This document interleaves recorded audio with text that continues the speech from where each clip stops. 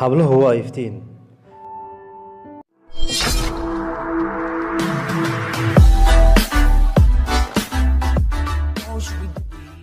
maalintii u horeysay ee guurkooda nin iyo xaaskii ayaa waxay ku heshiiyeen inaanay maanta cidna albaabka ka furin, madaxweynahaba ha ahaadee.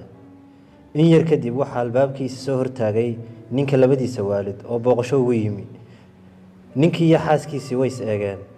ninkii ayaa damcay inuu albaabka ka furo, balse wuxuu xusuustay heshiiskii uu naagtiisa la galay, kamanuu furin ilaa ay waalidiintu iska tageen. saacado yar kadib haddana waxaa albaabkii soo garaacay waalidiinta xaaska. ninkii iyo xaaskiisii way is eegeen. isla markiiba xaaskii waxay xusuusatay heshiiskii ay gashay iyo siduu ninkeedu uga soo baxay. ilmo ayaa indhaheeda ka soo butaacday. dhidid waaweynina jidhkeeda ayuu wada qooyey. waxayna tidhi iyadoo kor u hadlaysa, kuma samayn karo waalidiintayda sidan, wayna ka furtay albaabkii. ninkii wax dood ah kamuu odhan ficilkay xaasku samaysay. dhowr sano kadib wuxuu dhalay 4 carruur ah, 3 wiil iyo 1 gabadh oo ay gabadhu u yartay. ninkii wuxuu dhalashada inantiisa u qabanqaabiyey xaflad aada u weyn oo aan wiilashiisii hore u qaban, wuxuuna marti qaaday 100 qof.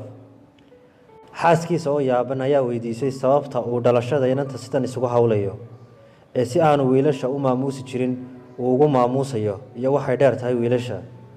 wuxuu ugu jawaabay, waa tii hadhow albaabka iga furi lahayd.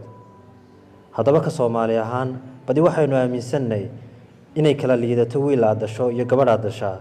taasina waa qanaaco la'aan aynaan ku qanacsanayn nimcooyinka waa layna siiyey. ma ogidka ku khayr badan ee aakhiro iyo adduunba ku anfacaya. ugu dambeyn, habluhu waa raxmad, waa qurux. adigoo qalbigooda dhaawacaya ayay haddana adiga qalbigaaga ilaalinayaan. guriga aynani joogtaa uu ka duwan yahay guryaha kale ee ay kuraydu ama wiilashu joogaan.